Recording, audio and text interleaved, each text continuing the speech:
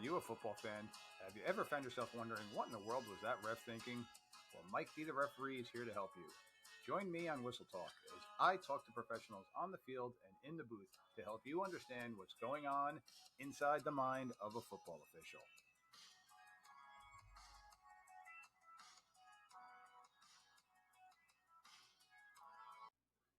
On today's episode of Whistle Talk, I'm joined by Mark Schultz, Illinois high school football official and senior editor at footballzebras.com. Today we'll dive into the fascinating world of scrimmage kicks. We'll explore the mechanics behind the officiating displays and discuss some of the most unusual and memorable moments of the kick game. And as always, please make sure to hit the like button and subscribe and leave your comments and reviews. That's coming up next on Whistle Talk. All right, ladies and gentlemen, welcome back to the next episode of Whistle Talk. Today I got a little bit of a unique guest with me. I've got Mark Schultz. Mark, the reason I'm saying that he's a unique individual is not only is he a football official, high school football official, having worked in Illinois for a number of years, but Mark is also one of the senior editors to one of the best football official resources out there, footballzebras.com. Mark, thank you very much for jumping on with us today. I appreciate you taking the time. Thanks for inviting me, and I'm glad to be here. Absolutely. So, Mark, tell us a little bit about yourself, about footballzebras.com, and about your officiating career. All right. Well, footballzebras.com was created by Ben Ostro in, I believe, 2009. He was just interested about NFL rules. And it started to grow a little bit more and a little bit more. And then he asked me to come on board and do some writing about football officiating and NFL officiating. So that's where it's grown since then.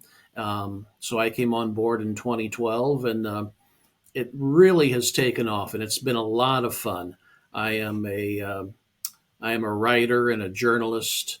I have that training background. I now work in marketing. So writing stories is a lot of fun, and I get to write stories about one of my favorite topics, officiating, so it's really a lot of fun. I got into officiating. Yep, I got into officiating, if you want to be honest about it, all the way back to age 6. Wow. My dad enjoyed watching football, and I was watching football with him. And one day I said, "Dad, what are those guys in the striped shirts doing?" And he explained to me what a referee was. And I thought, well, that is the most interesting thing of what they're doing. So I watched football for many years, and yeah, I'd root for a team that I was excited about, but I would always watch the officials like a hawk. Then at age 17, I got a license and I started officiating for 5 years. Took 9 years off to build a career and get married and start a family. And I thought my officiating career was over with until one day at work, a person came in and said he was a basketball official. And I said, "Oh, I used to be a football referee and I kind of miss it." He said, "Well, you can do it now. Pick it up again." I said, "Well, my job." And he said, "What time do you get off of work?" I said, 5. And he said, "JV games start at 6. Varsity games start at 7. So I picked it up again, and I've been doing it. This will be my 23rd year straight back, 28 overall. Ah, that's excellent. That's good stuff. And that's actually what you just mentioned is something, a point that I've been trying to highlight throughout the podcast is that with officiating, as opposed to possibly coaching, this is something that we kind of do as a secondary job. So our jobs, if your schedule doesn't allow you to coach because maybe you're not a teacher, or you don't have a flexible schedule that you can be on a field at 2-3 o'clock, the official is a great way to stay involved in the game that we love, because the time frames are a little bit more flexible. They're usually in the evenings or at night. Some of the JV games and freshman games here in Jersey are a little bit earlier. So we do have some concessions with that, and the schools understand that. But most of the time, especially your varsity games, you're looking at a Saturday afternoon or Friday Night Lights. So it's a great way to still stay involved in the sport. And we've had a couple of coaches leave coaching and take up officiating, and we joke with them saying, "Oh, I bet getting yelled at is a whole lot different than you know than coaching." And they said, "Actually, I got yelled at more as a coach by parents and fans than I have as a referee." So there's something to think about. Yeah, and it's true with my experience. And for those that are watching it, I just pulled up the Football Zebras website here, and so going back to the website really quick, one of the great things that I love that you guys have here is you have rules, reference sheet, bowl games. The crew assignments is something that I refer to a lot. So I'll go on there and I'll take a look at the different crews that are going to be playing and who's being assigned. And the UFL season just finished up, and you had on there all the different UFL grouping. So I would go in there and watch some of the guests that I've had on the podcast. So it's a great reference. And I know you said pre-production that it's predominantly NFL and college rules, but that's still great for people out there to learn about, because a lot of times at the high school level, people are thinking it's the college rule or it's the NFL rule. So if they can get the grasp of it through this resource, maybe they'll understand that, okay, it is a little bit different on each level. So it's definitely something that even the layperson and the coaches that are out there that may be listening, it's a great resource for you guys and gals to jump on and take a look at. So again, footballzebras.com. It is a great resource to have for college and NFL rules. And if anybody has a question about what a rule is or why they're ruling it that way in the bowl game or in the NFL, come on our site and take a look, and you'll probably find your answer. Although I have to say, Ben Ostro is the NFL rules expert. He is fantastic. I mean, I think he could probably go in the front office now if he wanted to. Oh, wow. But he is an excellent.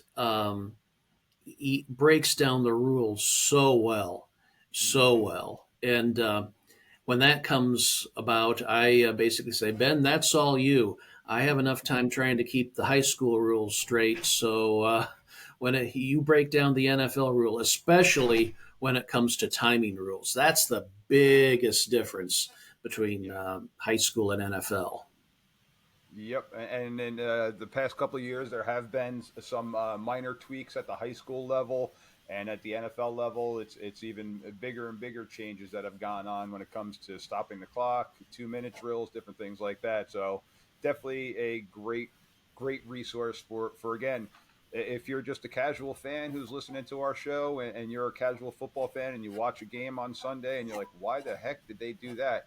It's a great site to go and take a look at. So. We have a live blog every Sunday where we take interesting calls and interesting situations from all over the NFL and we blog them. So keep Football Zebras open in your tab on Sunday afternoon. Oh, that's good stuff. I didn't know that. That is excellent stuff. So now the nice thing with Mark is again we're talking about the website, but Mark is also an official, as you mentioned, for uh, close to 30 years now. You had a chance to work a state championship game back in 2022, which is fantastic. Mark is located in Illinois, so he's working the high school games in Illinois. But one of the main reasons, or another one of the reasons why I wanted to have Mark on the show today is we're going to dive into something that us football officials tend to get a little weak in the knees about, kind of scares us a little bit, and that's some kick game stuff today, right, Mark? That's right. Whenever they kick the ball, weird things can happen.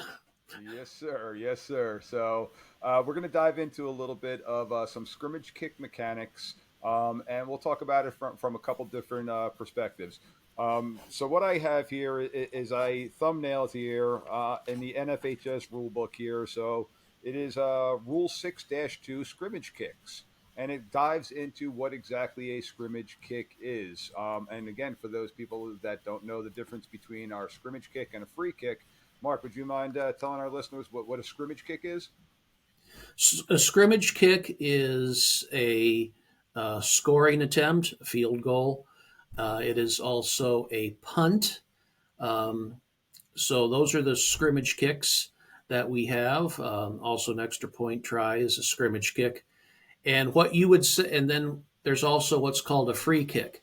Basically, anything that looks like a kickoff is called a free kick. Yep. But scrimmage kicks are anything else. It's not a kickoff. Correct. So one thing that was really ingrained into me when I was a cadet, when we started talking about scrimmage kicks, it's just a silly saying that's always been in my head. But a kick is a kick is a kick. And what that trained us to do is that a field goal is in essence a punt that could potentially score. And the reason that that's important is when we start talking about, and here's one of the differences now with NCAA and the NFL, is if that field goal attempt doesn't succeed, where are we spotting the ball? It's a touchback. We're going to the 20. Yep. So if you're snapping the ball from the 10 and you shank the field goal, we're going out to the 20. Yep. If you spot the ball at the 45 and you have some future NFL place kicker going to try it and he misses it, we're going to the 20. So in high school, you don't have to drop your beanbag at the spot where the kicker kicks it. If he kicks a field goal attempt, and he misses, you're going to the 20-yard line. It's something simple to remember as far as that goes in high school. And yeah, you might get somebody from the top row in the stands going, "Hey, wait a minute." Nope, it's always the 20. Yep. Where in the NFL, it's from the spot of the kick. And I actually, is the NCAA from the previous spot or is it from the spot of the kick also? Boy, they've changed it around a little bit. I think it's the previous spot. I That's what don't I think think, too. yeah, I don't think they dropped the beanbag at the spot of the kick. Okay. And for my NCAA officials out there that may be listening, please jump on YouTube or jump on and comment and correct us if we're wrong on that one. Again, thick skinned here. We do make mistakes. I am at the high school level. So now, consequently, Mark, we got that same field goal attempt, and you got Legatron as the former NFL guy, or actually, he's probably still in the NFL right now. So they're going for a 47-yard field goal, and the kid completely shanks it, but the ball doesn't cross the end zone, doesn't cross the goal line, I should say. Anything different there? Just remember that a field goal attempt is a punt, with the exception that if it splits the uprights, you give the kicking team 3 points. Everything else are punting rules. So if the field goal attempt is short and stays out of the end zone, and the receiving team says, "Oh, I'm going to try and return this," and they come in and they muff the ball, and it stays in the field of play, the kicking team can recover it, and they get a new series, 1st and 10. Remember the Leon Lett play? Oh, yeah. So you have to remember that. Also, and I don't know if you're ready to get into these rules yet, the end zone is in play here, and this is very different from college and the NFL. Once a field goal scoring attempt, remember these are punt rules, and the ball goes into the end zone, crosses the plane, even if it sails in the air, crosses the goal line, it's dead. There can be no return. There's no kick six in high school football. Remember the famous Auburn play? Oh, Can't yeah. do that. And for Can't my do Alabama that. fans out there, I apologize because I do have a number of Alabama fans out there, so they may be twitching that we're talking about that, the old Iron Bowl game. Oh, yeah. So, but in high school, there's no kick six from the end zone. Yes. Can't bring it out from the end zone. No So, 109-yard good. returns. No Yeah. 109-yard So, returns. so going with that, and the same concept applies. If they're kicking the ball from the 37-yard line, so in essence, it would be ruled a 47-yard field goal if it's successful. If that ball comes up short and it stops and lands at that 1 yard line, that's where the offense is taken over from if it gets down, because that's just a punt now. And a lot of teams now are also going to think, well, why don't we get the ball at the 20? Well, the ball never crossed the end zone. It's a punt. So just like you can coffin corner a punt, they coffin cornered a field goal in essence. So that's where the offense is going to take over. We're going to mark the ball on whatever hash it came to rest at, or wherever it was down, and we're playing football next play from the 1 yard line. So it's an oddity that a lot of people truly don't grasp and understand, but it is something that is part of our rule.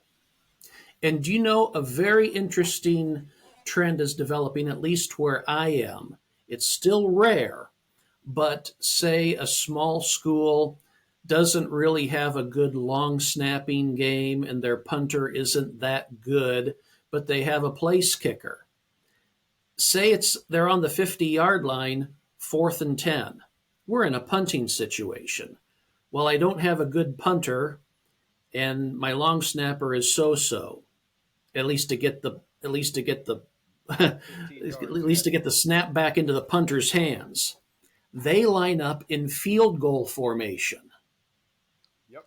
And they know they're not going to make a 60-yard field goal, but that allows them to have their best chance to get a kickoff and get a good kickoff without a shank or a muffed snap or the punter drops the ball or something. So, yes, if you happen to see somebody come out in an obvious punting formation or punting situation and they're in field goal formation, remember, it's their version of a punt because they may not have the personnel, a good snapper and punter on their team. Yep. Now, consequently, I was a former coach, and I loved the special teams aspect. The one negative that I gotta warn people with, if it's your traditional field goal unit, you may have five offensive linemen out there in that scenario because of protection purposes first. Where in a typical punt situation, your punt situation tends to have more linebackers, defensive backs. So, because once you kick that ball, be it the field goal or the punt, you're now playing defense. So you want to have your best athletes and tacklers out there. So if you've got, and again, number rules come into consideration here. You can have five eligible numbers in ineligible spots if they are in a kick formation. So you want to make sure that you're protecting for that kick, and then you're also protecting for that return too. So you do got to be mindful of that because a lot of people will try that thinking, oh, that's great. And all of a sudden you got five offensive linemen that are out there that aren't used to trying to make those open field tackles. And now you can have that 99-yard punt return in essence for a touchdown. Like we said, weird things happen on kicks. Heck yes. So now let's transition from a field goal to a point after because a lot of the general population think that it's the same rules of a point after or an extra point try. People say, oh, they lined up for a field goal, but there are distinct differences, Mark. So can you dive into some of the differences between an extra point and a field goal? Yes, and this is in high school now. We do not have a blocked extra point try, or if they're going for two, interception or a fumble recovery.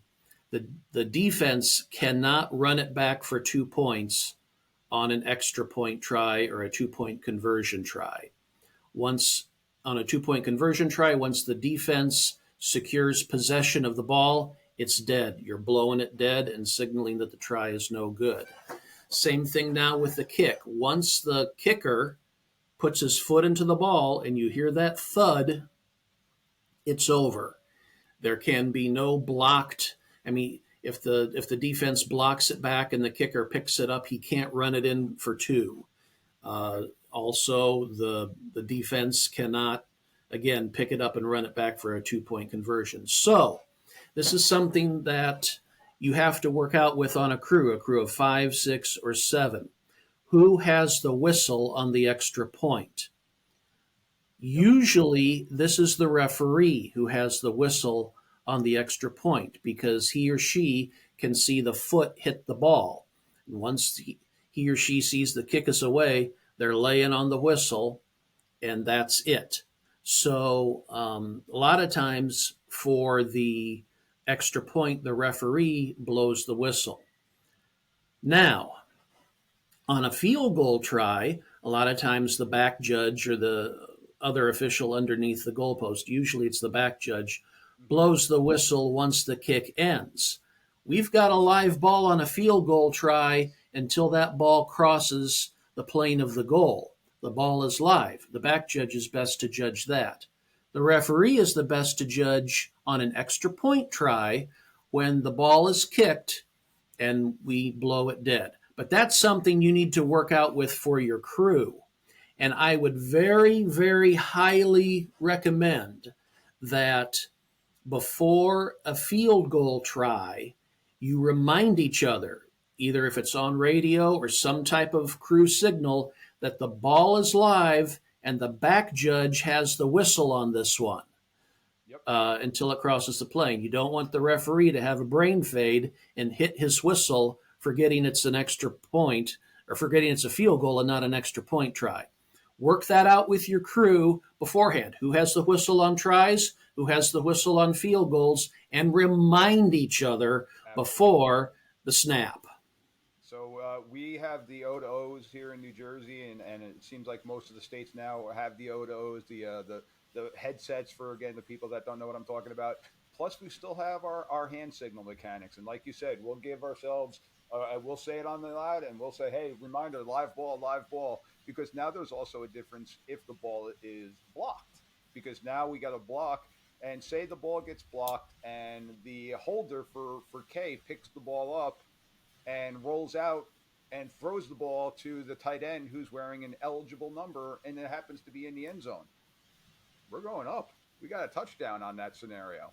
So it's a live ball, and consequently, same thing with the defense. If the defense blocks it, a good special teams coordinator is going to have a block side and then a return side for a field goal. So if they can get the block, depending on how the kicker is, they're looking to block it to a specific area where they have somebody that's waiting to kind of scoop and score that ball and go. And that's 6 points now for the defense. That's a live ball touchdown, not a 2-point conversion, but a live ball touchdown in both those scenarios. And why is that guy who can scoop and score always faster than me? Yeah, I know. Yeah, for the referees that are back there, even with the kickers and whatnot, yeah, they tend to be able to go. I think they do that on purpose, Mark. or they always remain 18, and I get a year older every year. One of the two. This is also true. But yeah, this is good. This is good because I've been an umpire for several years. This is my first year as a referee, so I'm reminding myself on many of these things. Awesome. Good stuff. So now another thing we got to talk about with both these scenarios now, your point after and your field goal attempt, is now we are allowed different numbering systems going on for our scrimmage kick. Okay, and it is the exception to the rule where the offense has to have 5 ineligible numbers on the field unless they're lined up in a scrimmage kick formation: field goal, extra point, punt. And like I mentioned, your long snapper a lot of time could be a skill player. Sometimes he is an offensive lineman, or they're an offensive lineman. Other times they're a skill player who just happens to be able to snap the ball. A lot of times it tends to be the offensive center, whoever that is playing center. But again, sometimes it's a linebacker. Sometimes it's a quarterback. I've seen quarterbacks line up as long snappers, and again, their numbers are going to be different. Now, the reason that this is important is myself as an umpire, our wing guys. If it's a field goal, a lot of teams will bring in offensive linemen to play that tight end. So now you got 7 big guys on the field. Well, they're ineligible by number. At the high school level, we don't have the check-in. And that's extremely important for everybody to understand, that there cannot be a touch play by an ineligible number in either of these scenarios. Have you seen anything like that before, Mark? Oh, yes. And I have one funny story. Usually you get this at the youth level of football. Every once in a while you get this on JV. If there's an ineligible downfield on a scrimmage kick, somebody yells, "But he reported." Yes. And if I say, and if it's a coach that yells that, I say, "We have ineligible downfield, but he reported. That's on Sunday, coach. 5 yards." Okay, yes, and we do have that. A lot of times you have an ineligible on the end line, and sometimes you have an eligible number snapping the ball, but he's ineligible by position. He's covered up. he can't go out for a pass. Yep. Here's how we do this mechanically in Illinois. It's probably the same in other states. When they come out for an extra point or a field goal, the two officials underneath look on the end line, see if there's an end and a back, Yep. and they yell and they say to them, they say to their partner underneath the upright, they say, "I've got 9 and 44," and the other guy says, "I have 81 and 6." We're saying those are the eligibles who can come out for a pass if there's a fire drill or a blocked kick. So we know who is eligible in our mind who can come out for a pass.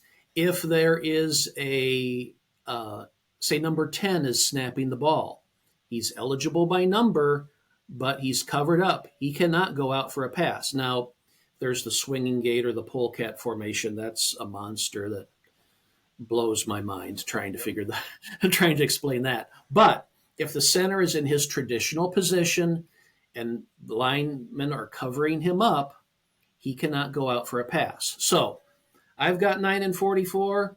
I have 6 and 81. And then we look into the center. If 10 is snapping it, we say 10 is dead. Now that's a not very nice term to say. Or 10 is ineligible. 10 can't, no 10, or something like that, where we remind ourselves that if we see 10 sneaking down past the 2-yard belt and the pass crosses the line of scrimmage, we have a flag down on 10, ineligible. Absolutely.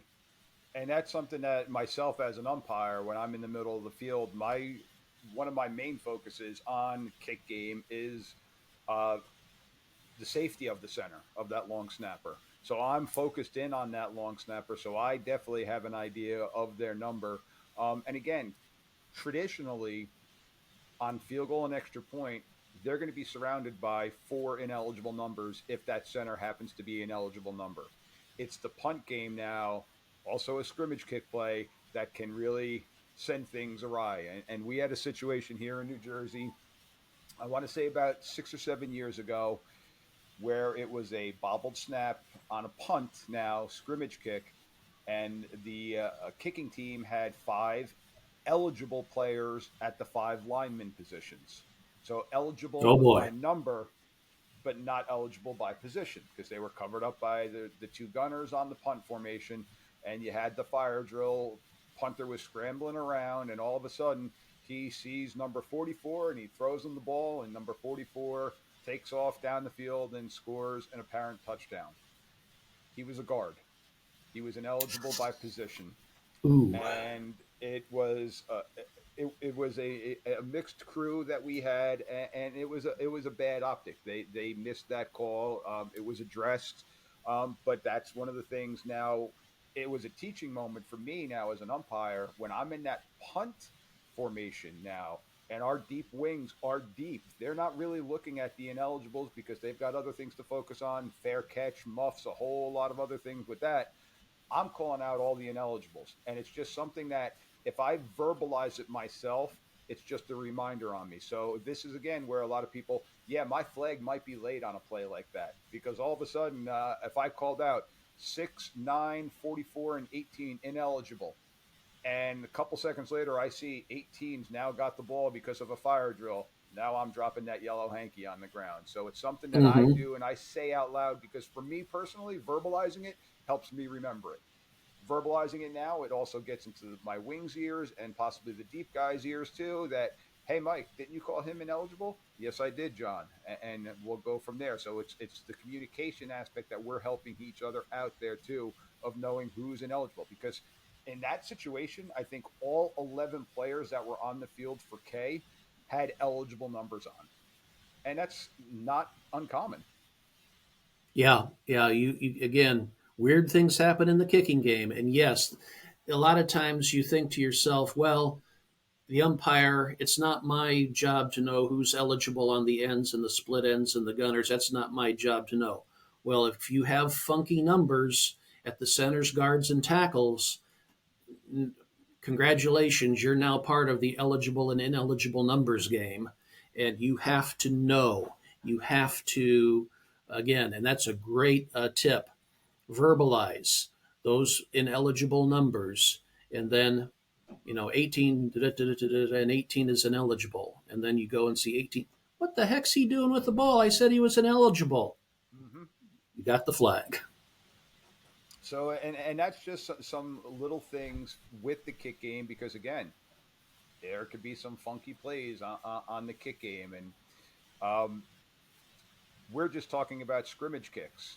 Our free kick game, which is your kickoff and your onside kicks and things like that, that's a whole nother monster of mechanics and rules that we have to be aware of.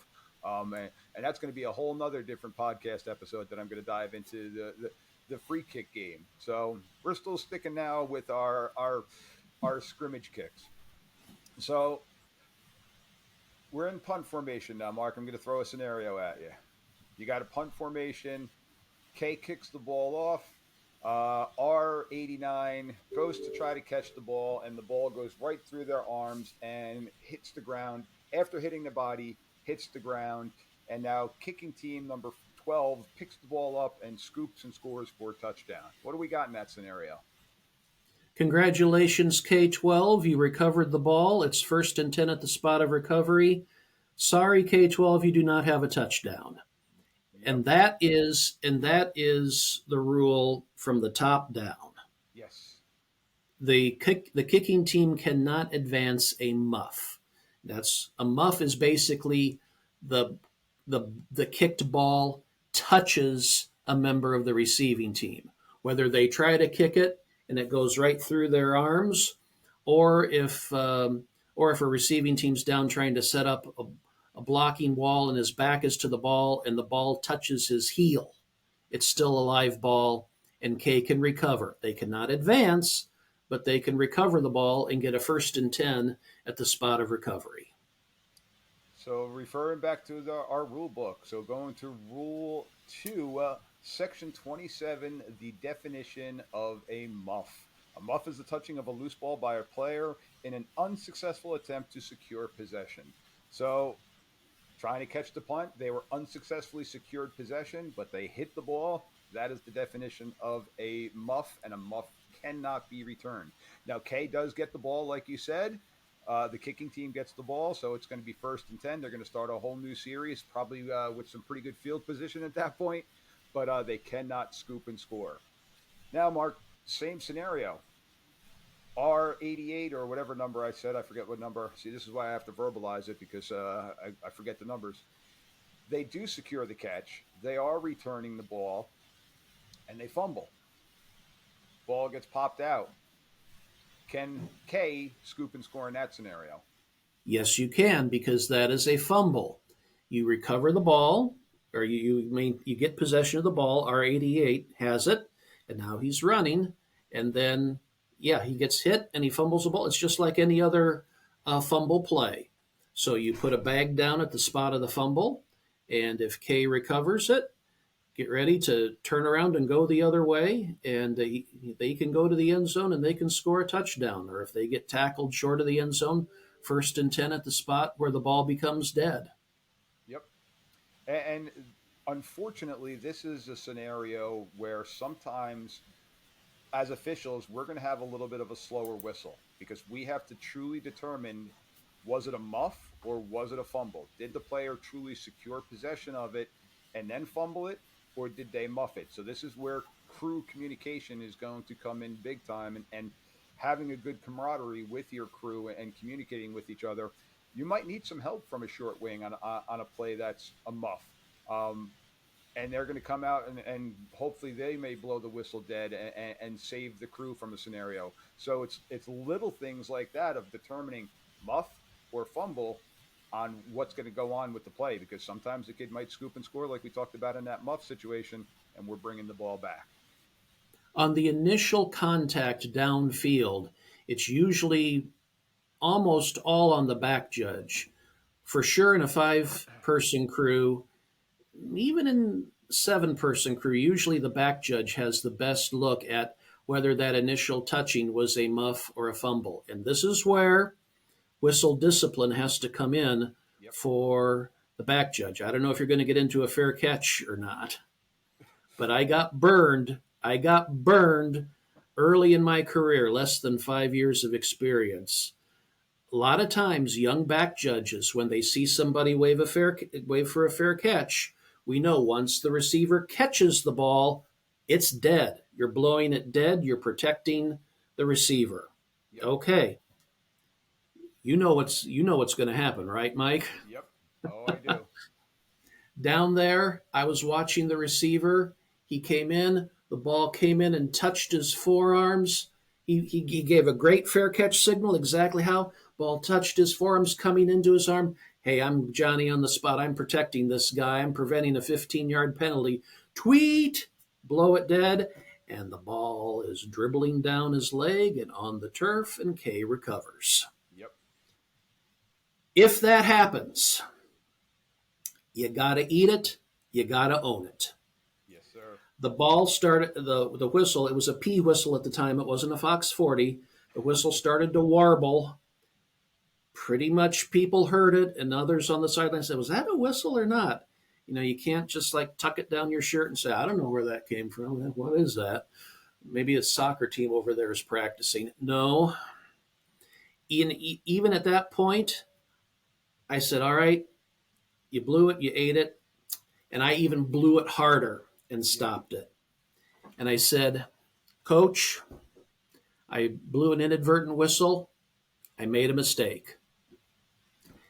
And the coach was not happy, of course, but we went back and it was a loose ball play. I believe we replayed the down. Mm-hmm. And again, jogging off the field at the end of the game, I said, Coach, again, I'm sorry about the inadvertent whistle. He said, you owned up to it, and I respect that.